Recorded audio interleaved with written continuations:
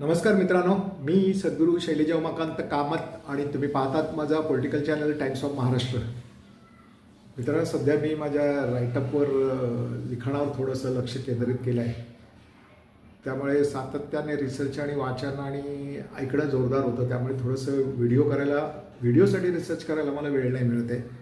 तरी पण आठवड्याला एक या ॲव्हरेजने मी व्हिडिओ करतोच. गेल्या शनिवारी मी व्हिडिओ केला होता. आज परत तुम्हाला भेटायला आलो आहे आणि ते म्हणजे महाराष्ट्राला भेडसावणाऱ्या एका ज्वलंत प्रश्नावर. स्वातंत्र्यप्राप्तीनंतर स्वातंत्र्यप्राप्तीनंतर सातत्याने महाराष्ट्रावर या बाबतीत अन्याय होतो आहे आणि त्याबद्दल आपले लोकप्रतिनिधी, मंत्री लोक, महाराष्ट्राचं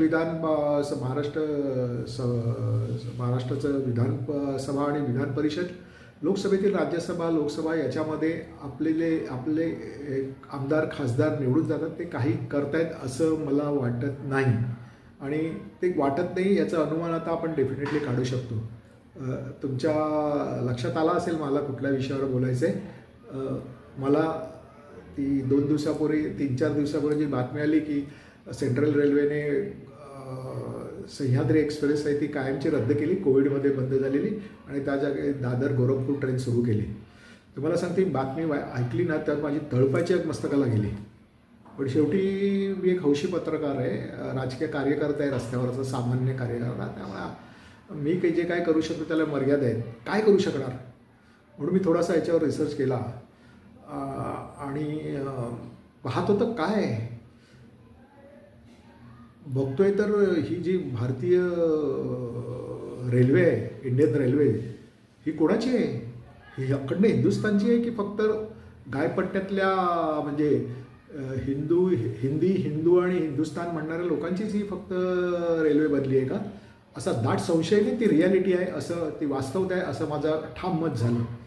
खरं सांगतो तुम्हाला, मुंबईच्या छत्रपती शिवाजी महाराज टर्मिनसमधून जवळजवळ ज्या काय गाड्या 18 प्लॅटफॉर्म्स आहेत, नवीन प्लॅटफॉर्म धरले, आता 18 प्लॅटफॉर्मची आणखीन डेव्हलपमेंट सुरू आहे आणि तो झाला की आणखीन एखादा प्लॅटफॉर्म आणखीन वाढवतात का त्याची कल्पना आहे. या 18 प्लॅटफॉर्मवरनं उत्तरेमध्ये म्हणजे बिहार आणि उत्तर प्रदेशमध्ये जवळजवळ 118 गाड्या रोज सुटतात.